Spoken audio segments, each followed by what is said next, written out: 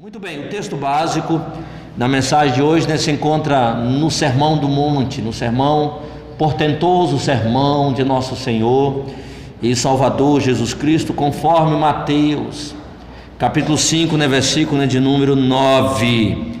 Bem-aventurados os pacificadores, porque eles serão chamados filhos de Deus. Eu gostaria de introduzir, meus irmãos, a mensagem de hoje, citando alguns nomes que são conhecidos e entraram para a história como pessoas que no tempo certo, no grego é kairos, e fora de tempo, akairos, como pessoas que procuraram tão somente promover a paz. São eles Martin Luther King, pastor protestante e ativista político, na verdade um dos mais importantes líderes do movimento dos direitos civis dos negros nos Estados Unidos e em todo o mundo. Ele foi assassinado em 4 de abril de 1968 em Memphis, no estado de Tennessee, nos Estados Unidos. E no último dia 4 de abril, o mundo inteiro celebrou, principalmente o legado do reverendo Martin Luther King, em função dos 50 anos de sua morte. Tivemos também Mahatma Gandhi, mais conhecido como Gandhi, que foi o idealizador e o fundador do moderno Estado indiano e o maior defensor do Satyagraha como meio de revolução. Satyagraha significa o princípio da não agressão, ou uma forma de ativismo, de protesto sem violência, mas em situações excepcionais. Eles defendiam a desobediência civil, desde que os direitos e garantias fundamentais fossem desconsiderados e desobedecidos. Ele foi assassinado em 30 de janeiro de 1948 em Nova Delhi, na Índia.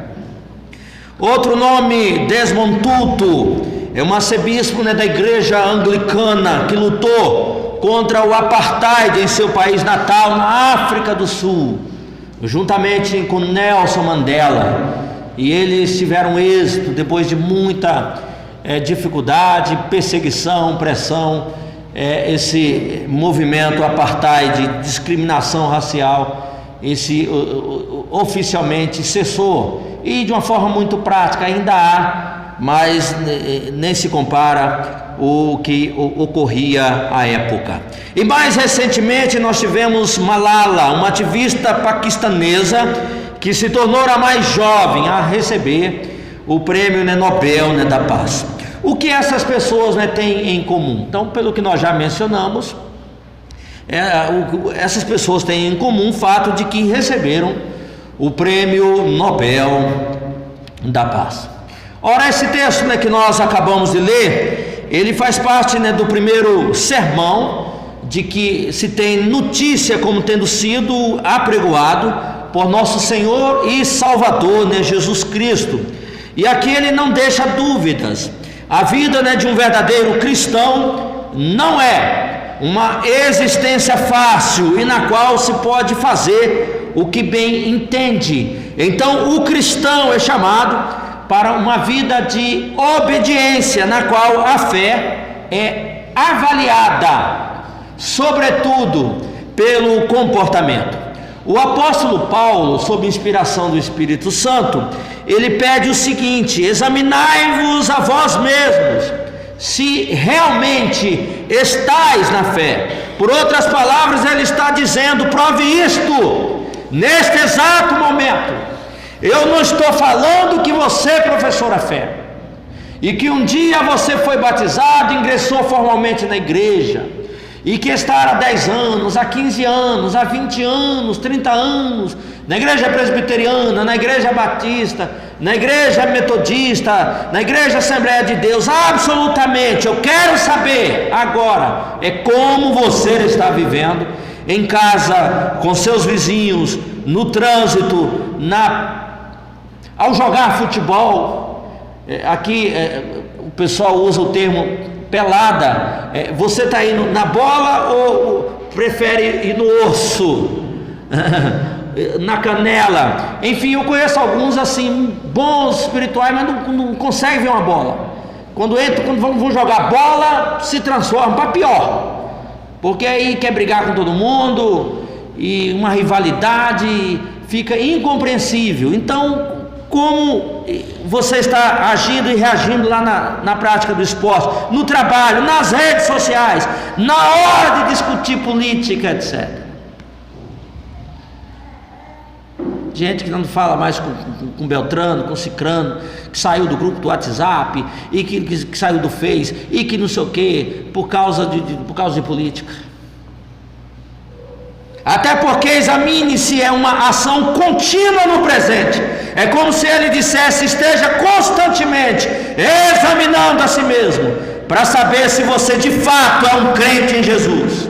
Porque ele mesmo disse em Mateus 5, capítulo 5, versículo 20: se a vossa justiça não excederem muito a dos escribas e fariseus, jamais entrareis no reino dos céus.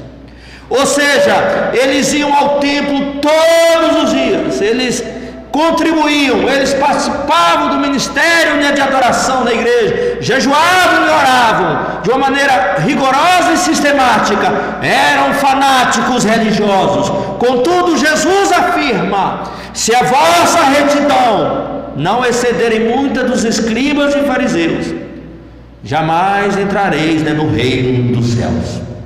Logo, o que nos distingue como convertidos não é a nossa religiosidade exibida e praticada, e sim o nosso comportamento, a nossa reação, as nossas atitudes. Não o fato de sermos presbiterianos, batistas, metodistas, assembleianos, etc. A passagem de 2 Coríntios, capítulo 5, versículo 17, resume bem esta colocação. E assim, se alguém estar em Cristo, é nova criatura, as coisas antigas já passaram, e eis que se fizeram novas. Em Ezequiel, no capítulo 36, versículo de número 26, o Senhor disse que quando alguém está redimido, Ele arranca o coração de pedra, isto é, o coração da teimosia, da brutalidade, da gritaria, da reação intempestiva, do temperamento difícil, e coloca um coração de carne, a saber, um novo coração, que fomenta tão somente aquilo que é puro, amável, justo, que é de boa fama, como, por exemplo, ser um pacificador, um instrumento da paz. E ser um pacificador, joga aí na tela.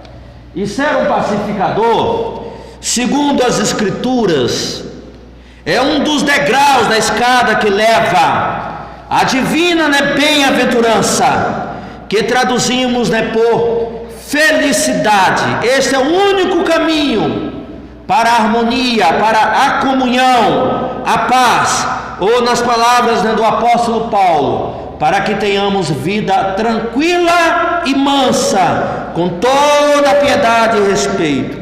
Depois ele acrescenta: isto é bom e aceitável diante de Deus, nosso Salvador.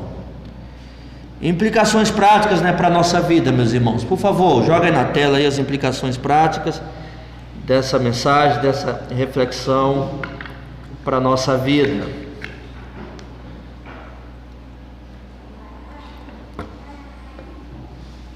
Aprendamos desta mensagem, em primeiro lugar, que pesa, né, sobre nós a suave responsabilidade de ser representante, né, para a paz em casa, entre os vizinhos, os colegas, os amigos, na faculdade, no grupo do WhatsApp, no Face, etc. Em casa, né, porque às vezes há muita gritaria, dissensões, facções, né, celeuma. E lemos lá em Efésios, no capítulo 4, versículo 31, o seguinte: longe de vós, presta atenção, longe de vós toda amargura e cólera, e ira e gritaria. Então, às vezes achamos que isso é normal, mas não é. É algo que vai de encontro às Escrituras. Ele diz: longe de vocês a prática dessas coisas. Pesa sobre a gente a responsabilidade de ser representante para a paz, né, no seio da família. Tanto é assim que uma vez alguém, num trabalho, uma dinâmica de grupo, um oficial, um diácono da igreja, ele disse o seguinte, querendo saber, mas por que nós somos uma dama, ele usou essa expressão, somos uma dama para com as pessoas lá de fora, os colegas de trabalho, os amigos, as amigas e tal, somos uma dama para com as pessoas lá de fora, e com as pessoas mais queridas, as pessoas que nós mais amamos, nós somos tão indiferentes, brutos, ignorantes. Portanto, né, pesa sobre a gente a suave responsabilidade de ser representante para a paz entre os vizinhos, os colegas, os amigos, conforme eu falei, na prática esportiva, nos grupos de WhatsApp, na igreja, etc. Até porque, como disse o saudoso reverendo Wilson de Souza Lopes, ele diz: não podemos retalhar a igreja mais do que ela já foi retalhada. É melhor a gente engolir mosquito, recuar um pouco, porque essa queda de braço, porque a igreja é que tem que sair ganhando, seja qual for o contexto e a situação. Eu não posso sair ganhando o grupo tal, Beltrano, da família de Cicrano.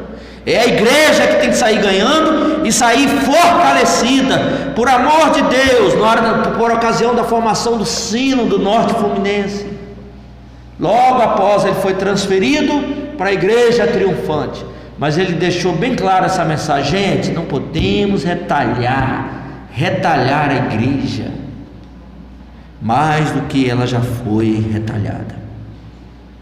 Outra implicação prática para a nossa vida está aí no próximo slide. A propósito da intervenção federal na segurança, né, do Rio de Janeiro, precisamos pensar e refletir o que estamos fazendo. Estamos fazendo a nossa parte? Qual tem sido a nossa contribuição no que diz respeito à promoção, né, da paz? Nós vimos que a igreja, no estudo na quinta-feira, nós vimos que a igreja precisa ser uma presença benfazeja, né, para a cidade. Em suma, né, somos chamados a viver, atuar e a fazer a diferença enquanto sal e luz no mundo, no contexto de Mateus capítulo 5, versículo 13 a 16. E foi nesse sentido que o escritor Robert Lichtcon, no seu livro A Transformação da Cidade, disse: não podemos salvar a cidade, mas podemos causar uma diferença. Eu diria, podemos causar uma diferença enquanto promotores da paz. Nesse sentido, o profeta, né, Jeremias, ele faz a seguinte exortação, lá no capítulo 29, né, do seu livro, no versículo 7, ele diz o seguinte: orem pela paz da cidade. Outra tradução: busquem a paz da cidade, para a qual eu os deportei, e ore ao Senhor em favor dela. Busque a paz da cidade, a prosperidade da cidade. Busque a prosperidade de vocês, a paz de vocês, porque a prosperidade de vocês, a paz de vocês depende da prosperidade dela. Então seria o seguinte: busque a paz da cidade para a qual eu os deportei e ore ao Senhor em favor dela, porque a paz ou a prosperidade de vocês depende da prosperidade dela. Em realidade, irmãos e irmãs, olha aí no próximo slide.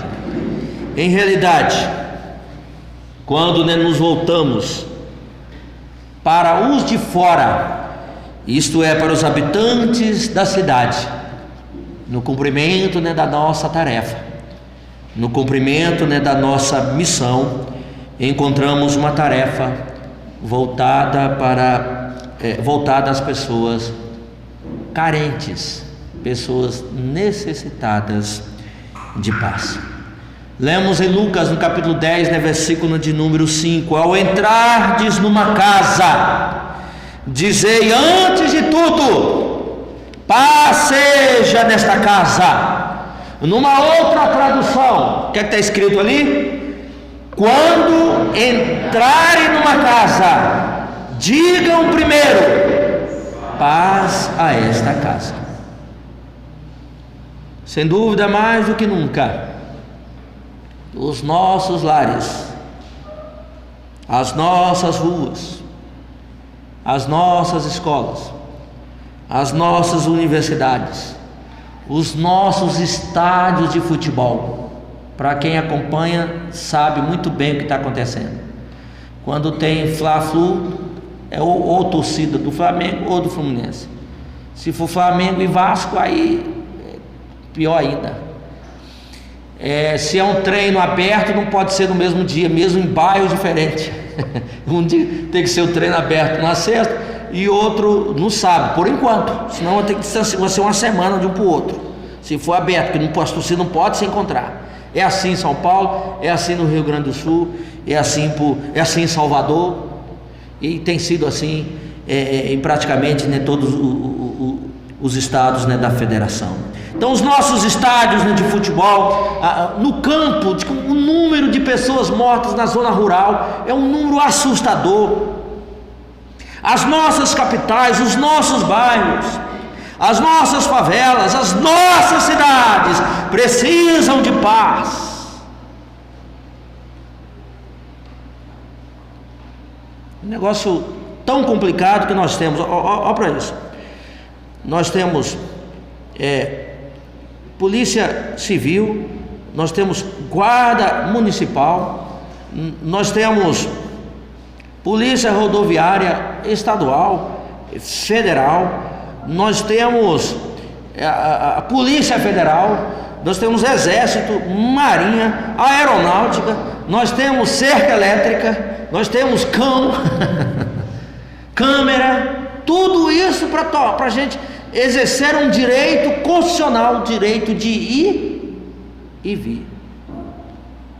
Então, se a gente não fizer algo, esse mundo vai ficar inabitável. Quando o texto lá de Gênesis diz que a terra era sem forma e vazia, não quer dizer que Deus criou um caos, não é isso. A ideia é que a terra era inabitável, inadequada para a criação não humana e principalmente para a criação humana viver, subsistir. Não tinha como. Então precisamos, meus irmãos, fazer algo, porque a minha preocupação, eu até brinco com os irmãos que nós estamos mais para lá do que para cá, não é uma visão pessimista. Ora, nós já chegamos no 90, no 40, no 50, no 60, 70. A minha preocupação, graças a Deus, já vivemos muito, queremos viver mais, mas já vivemos, não podemos ser egoístas. A nossa preocupação com os nossos filhos, os filhos dos nossos filhos e os filhos dos nossos filhos, para que eles possam também ter condições de ir para a escola, para o colégio, para a universidade, ir para viajar, para a praia, passear, praticar esporte, para que eles possam ter o direito de ir e vir também, como nós usufruímos hoje. Mas se não acontecer algo, vai ficar muito difícil do jeito que as coisas estão caminhando e andando, tanto conflito, tanta impaciência, tanta brutalidade. As pessoas estão assassinando as outras com extrema tranquilidade, frieza e facilidade. Portanto, enquanto crentes, deveríamos ser prêmio Nobel da paz, pois na cidade prolifera depressão, solidão, gritaria, violência nos lares, na escola, nas ruas e nos bairros, sem deixar de falar da impaciência no trânsito, crises familiares, divórcios e mais divórcios, as pessoas trocando de cônjuge, como se, até mais do que celular. Daí a imperiosa necessidade da igreja ser promotora da paz na cidade. Eu gostaria muito que os irmãos estivessem pensando seriamente sobre isso, porque se não há essa disposição em nós de promover a paz, nós que fazemos parte da família do pacto, da família da aliança, que fomos incorporados numa nova comunidade que Deus está abençoando, aperfeiçoando, edificando para viver um novo céu, uma nova terra, então vai ficar muito difícil, esse mundo vai ficar inabitável. Já tem gente aí planejando para ir para Marte, para ir para a Lua como solução. O experimentado, pastor John MacArthur, a gente pode jogar aí na tela, ao escrever sobre o assunto, ele acentua: somos um povo especial, a quem Cristo chama de pacificadores. Somos os representantes de Deus no mundo. E estamos aqui para ir muito além do que qualquer um que ganhe o prêmio Nobel da paz. Porque a paz que oferecemos é eterna, divina e verdadeira. Depois ele acrescenta: Jesus disse que Deus prometera abençoar as pessoas que são seus representantes para a paz, e que até os chamaria de filhos de Deus. Está escrito. O que é que diz o texto básico, Mateus 5:9? Bem-aventurados os pacificadores, porque serão chamados filhos de Deus. Logo, pesa sobre a gente a suave missão, a suave responsabilidade de ser representante para a paz no nosso lar, na nossa casa, na nossa família. Eu não sei se na sua é diferente, mas a gente vai fazer uma reunião, um encontro de família, primeiro dia, abraço, até show, emoção, tá, isso na sexta-feira. Sábado de manhã já começa a arranhar, porque um já quer mandar no filho do outro, meu filho faz assim, você está deixando ele muito folgado, e que não sei o que, já está interferindo. O outro só quer ficar lá nas redes sociais, não quer ir para a pia, não quer ajudar, não sei o que. Enfim, sábado à tarde já está todo querendo ir embora. E o encontro era até feriado, segunda-feira, só segunda-feira à tarde. Então até para encontro de família já está difícil para a gente fomentar e realizar. Então a gente precisa ser representante para a paz no nosso lar, representante para a paz na nossa rua, no nosso bairro e na cidade. Então que assim seja, em nome de Jesus, que possamos sair daqui com essa disposição de eu preciso, como pessoa trabalhada pela graça de Deus, pessoa amansada pelo Espírito Santo de Deus, eu vou recuar e promover a paz no meu lar, na minha rua e na minha cidade.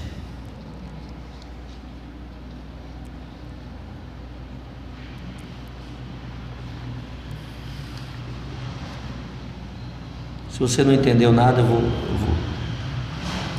vou explicar. A dona Clara é membro da nossa igreja, o diácono Lucas aí é testemunha.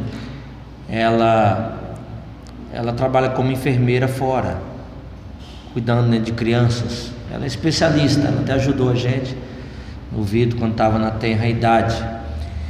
E então ela cuida do bebê quando chega uma faixa etária, um ano e pouco, e ela pega outro bebê e está assim há muitos anos. Ela vai para São Paulo, Rio de Janeiro, às vezes para o exterior, enfim, tem sido assim o trabalho de Dona Clara, e assim ela tem sustentado a sua casa, criou seus filhos e tem ajudado também a igreja com os dízimos e com as ofertas, janela que ela doou na época para nós, enfim, tem sido uma bênção aqui para a gente.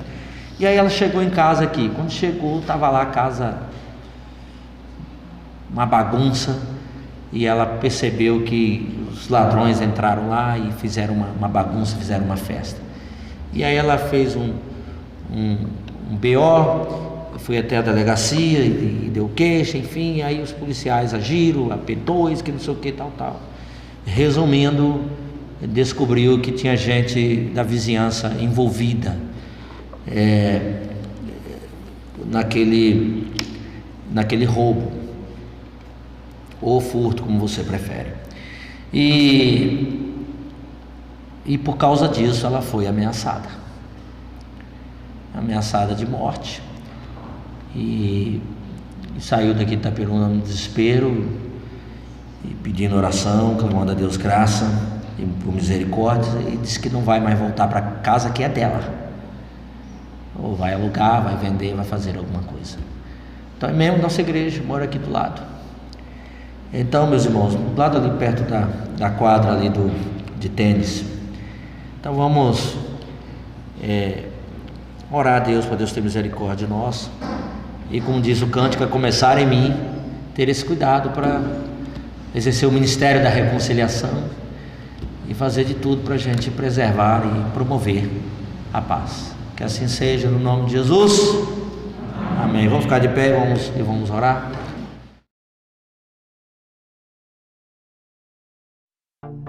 Não consigo